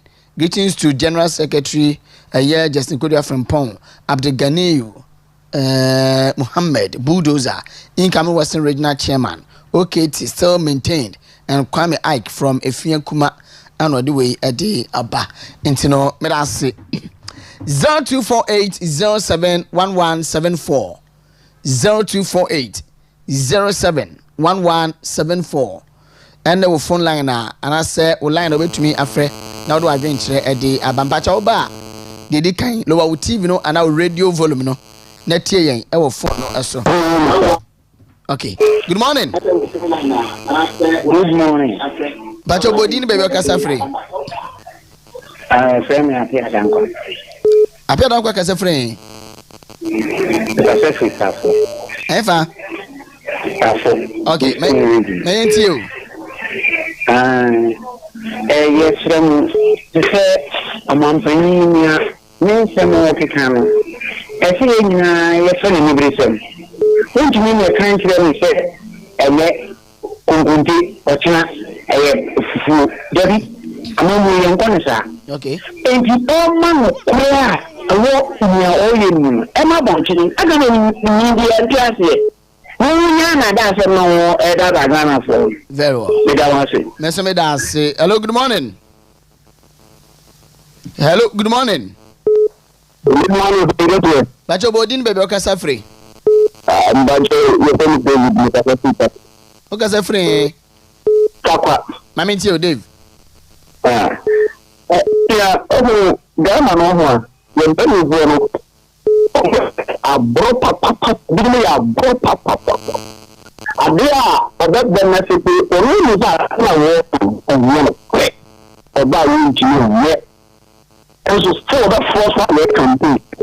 Now, I am not thinking about the young but we are 69 also. We are in the why don't you cross the one and you? We can have in cross because we can down and look at you. And people could move their name in cross in cross and what to do. I see the coach is there. Me say, Masa, I been the atem why? I said, look at you on the water. Hello, good evening. Hey, good morning. Good morning. But you didn't be Casa free. Your friend upon the Casa Brooklyn Estate. Mammy, you upon. I'm a permit will be there out to diamonds. And this is for any other meeting I had the Patobia Magana for. Almost any more than that. Magana for Enchill. You could come near Beswa. These are among almost the Enchill and the propaganda and the Ebumaya since years. It's in Ghana for Yankee. Very well. Which Mr. Opon mention of conclude. That I say, Unia, I mean, Papa. Hello, good evening and good morning. Anybody? Good morning. But you didn't be Casa free. I'm making a Casa sorry. I mean, you. You, Okyeremaba? Yes, sir. I'm Papa. Yes, you have your pa. Oscar, I will fear me at my Monday, but in Inca, and a pa. No, and I'm ready to Accra, the country, MP4, over over 6 women, almost over custom. Oh, the country, TPR woman. In the idea, getting a boy, Canadian incorporated. Look at and see area. Immediately, I say a party. Oh, I'm going to cut some here with 20 or 6 hours. No, I'm going to for it. No, I'm going to say, you say that you couldn't do that. All right. Mr. Meda, say, me for free phone to answer. Hello, good morning. The radio PRO. Saint Okushambo. The radio PRO. Osro Yankropon and Mr. Nisamushira Mouse said, Ubina Cheno was so for na. Amen.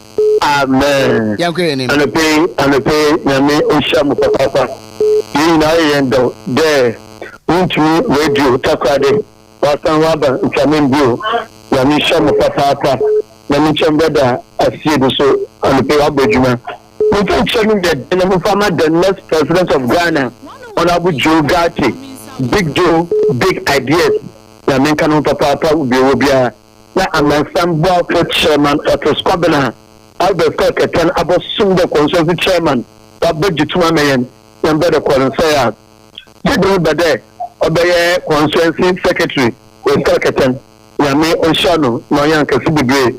Share with the Piano. Yes, sir. MPP, Kubia, Ghana for when you do Papa. Papa there, MPP for your bar. That is a Papa Guacoma. Obie, young for Subi. Number one, what say I want to 25 years of Colombia. Obie, Mawa, but up to now. About 24 hours, Galam Sani tree. About 24 hours, Super Kakabia. No only you for Ghana for. What will be you? The best MPP pay for that. Mama, you never can your home book. They can get to Medin. Now you find power. Papa there, Kunafo, Janka, Ghana for. The MPP the Papa. Then you buy this is a Papa. The Ghana for the end this from my friend John Roman will be the and that Amembu, Potobokumba, the Ghana for 2 months. Yadwa ba sisa ye mo warrior man na ke yumbo no kunde ke so wo me chedu 28 Honorable Joe Gatti obedi president that's am yejume. Mr. Meda say hello, good morning. Morning baby, Casa free. You can say what's up Tobias? Nice one. Mami tie wodi. From Kumasi Amwa. Kesi amwa mami tie o. Yodasi.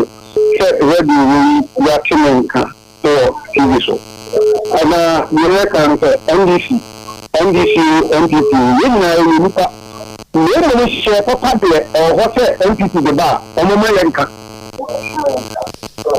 yanka papa. You couldn't. They are going to say MP or again, and fear doing you saw very well. When we said, we are papa or the back. Which means a Shaya, a more gun of main, I had the MPP the buy and no money number. Oba no money number, and she is Wunia. The the papa mra, no mine, and part way to go, where the buy. Health insurance, free senior high school. Just a new man, you must be able to go and TV.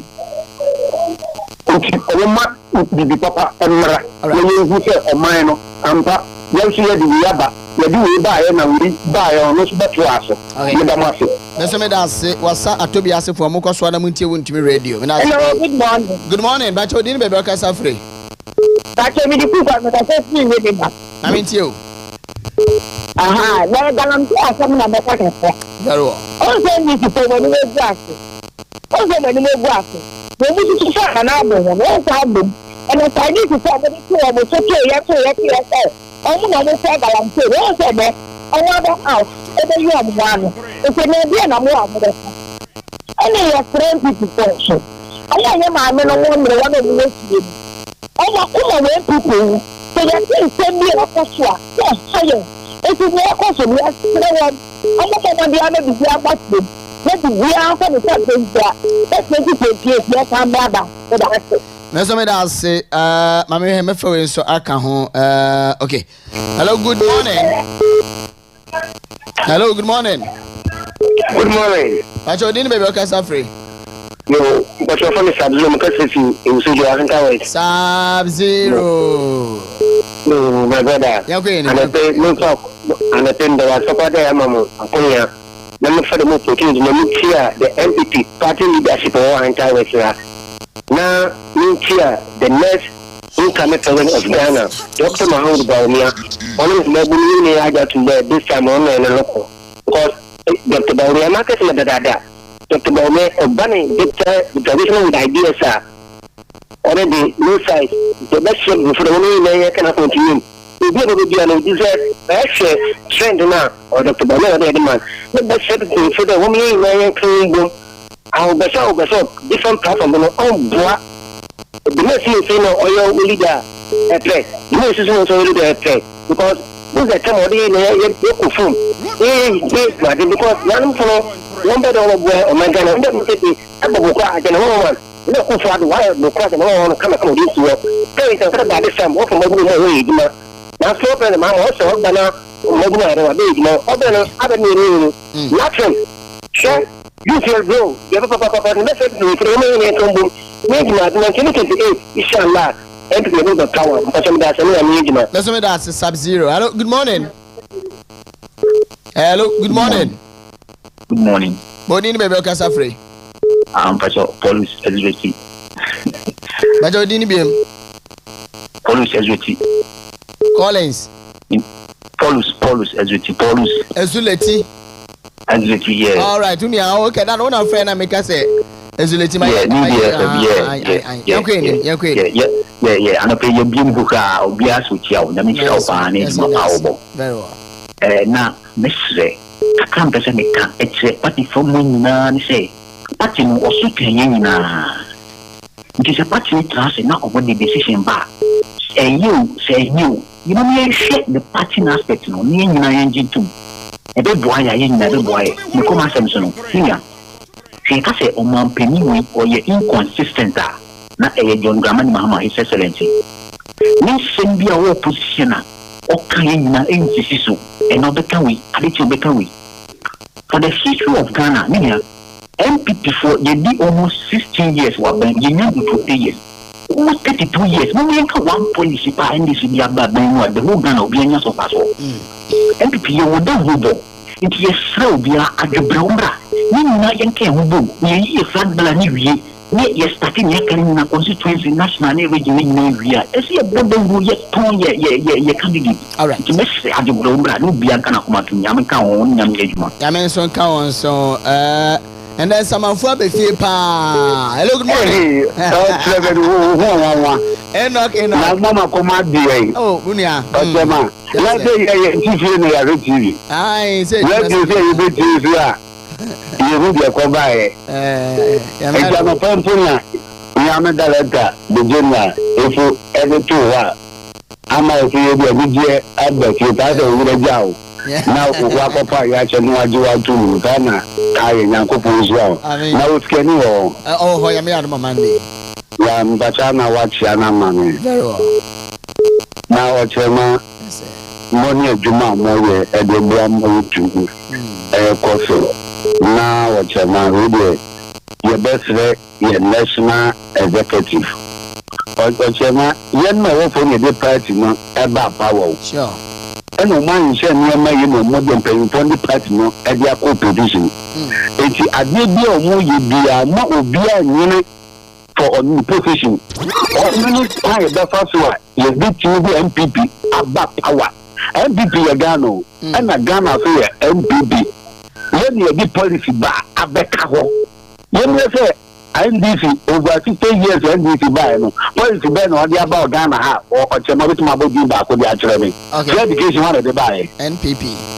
Agenda 1 of the buy. NPP. I drone services one of the buy. NPP. Drone one of the buy. NPP. It's Argentina National Health Insurance one of the buy. NPP. Ghana card one of the buy. NPP.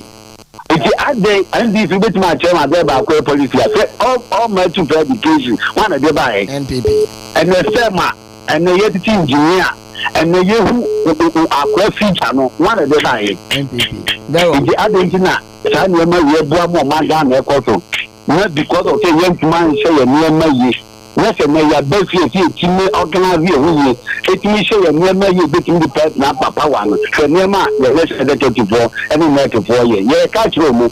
When you give me that to or how to ask, I never been come, MP Baby Cow, President Baby Cow, a young young quantity. It's yes, no. Or more, yeah, when my offer more, and yes, I have a born in Pancho. At the near be about your position, and young day easy. And near my and the Shabbo, and the poor and share it to her, and no reflection this about report because of that. You have my economy, yeah, to plan to call position. She has and paying for. Almost no money idea. I think I would say, Dr. Mamuba, man, a babu, second a Japan, a babu, said the champion, whoever come, no, let a pass right. When I yet matter Cotono, I can't and people are sent by Ghana for. Enoch. Ramifala Enchill. Of Remember the radio one. Aya. My main plan Yamankan national or now I'm a friend in South Nation. Enchill, former regional minister, honorable Okyeremaba and Rice Machimaba, Enchill as the Kiagama. And I've been God for that, and this and they're all the proofs they can secretary, Nina Okyeremaba, I think I'm going to have the honorable Kachimafeku, women organizer incoming national, and I say, Chairman in Okyeremaba. A fantastic man, I didn't come now for a race caricature. A incoming chairman or his governor, Yamankan, Jamaican July, when the option said that they can come. Namina, and suddenly also in a Ghana for it a year President Mahama, any no call for any credit or Montra or Mucha. Meaning, yeah, Mrs. Adam takes this year. Pioneer, for Joshua, only the campaign here, a NPP among the let Ghana for the Biaman Swan, yes, also, it's you, only a million, and then why not if you are a medium, why not after your because mahana na nkata guarantee some na di nsem onu nkata we say enya dia we between fight because of nsem na okai and an nkofo na so affect up say e we a omo atu akisukra na ko ba say le manga na mo ya hwe kwan be so a ye be ti o man ti ho no ebe brandine no so a ni na ye ntumi hwe kwan no na ye pa NPT sama o de la ba we the secret we the teacher to mo teacher training for no omo e no we say mahama wa be na wa ya no once a day one hot meal why one hot meal oh the as you put for the time na ye now yeah Mate, me da se o ka fancy never frefo nsi me ba cha mfa announcement we emfa nto aso tew nti MCR mo wa me na yemfa yenua ba Veronica Kumasi info ni emfa ento so yes so a missing person Veronica Kumasi me ba cha ni info ni na eda so yi na ye kire mu se wodi finhia no do enson 17 years Enfinisha do son 17 years and we ebano color na we chocolate color a nice beautiful lady pa waka fantikasa na wonu chirem se na no ememenenda no ebenada Tuesday ahomache na ofirifie na ebenum chirem se omuhunu on this supermarket area mu ho sa memenenda ahomache na ofirifie no and was last seen at the only supermarket, Takoradi Market Circle, area morning on Tuesday in Brenwa. And yes, sir, a brand will pay free no share Asiano check skirt, and a strono so a brown color. Yes, sir, Obibianua. Wonu ababa we and phone eda with TV no so no. Mr. Bomadia say obe to me a friend sister. Was 0594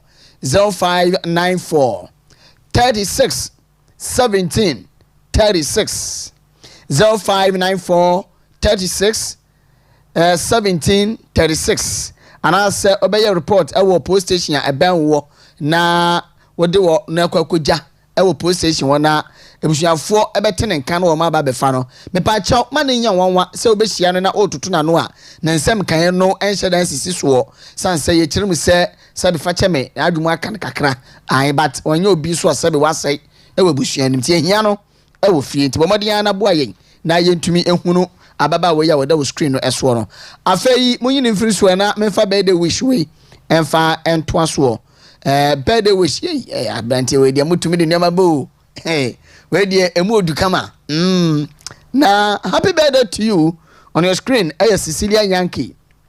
Cecilia Nyanki and eye o birthday aba so na hofefo oba kokko toburusie wanim de dwa sabe weti kokora no efese obi enim oba ya santo kokuduru fa hofefo tentengramo ofuta hye oye white hofe papa na ende ye wawude yi wadamfo efre no Michael aye ne ne adwuma Michael wase wofa akwanya we so na wasre onyankropon ensam nhira de amount se enkwatenten ene ahosane ena wose na wode amawo ebra ne brain na ende so akwa birthday ne de woma no embu so se enhira ene se na atom no embu so na wasasre se onyankropon atom the grace no ene ne do na somdwe no entumi ense wakoma mumma eni gye soronko abimbo abrabo mu da no ense wakoma mumma ende eye special day amawo na emfia dodo eda wanimu a obedi no asase so no sanoma we ya na wosre asanso yakopon enimu pa ni divine favor no wosre eye apomodin mapa enso di amount ene enigi a eto entwada and happy birthday to you Cecilia Nyanki, live long. Greg me fa anu nsi Okyeremaba me kwano me mbofo no was wodi SRC o mpo okay until the next week we said then until okay or some small be na the next week me ba mama na my I'm not going to say anything but yeah the amias there I mean won't me read you aba Okyeremaba arguably there sport no sisi amekesi eba region hadia want to me sport ni si ojana ndo pa nti boys we are very worried because they kwa yintum ikuta when they be na ikuta phone ye hwe Facebook na no wadwen nti radio no abande look ya beda yera want me asi na yada minim omda we say our boss be abu ana make a western diamond yen komo close ni na amaye mate nti like make the crew ni na asi me and them there in the want to me radio wa ba so you be the news it look my sister now can news no super manage no plus you're very good self many manage one news nti I mean Nancy Major the other radio stations because they are biased but one of I mean we're very fair when people work when this work nti mambo na bad na meka de Ghana fu and especially yana Greater Secondary Takoradi Metropolis no.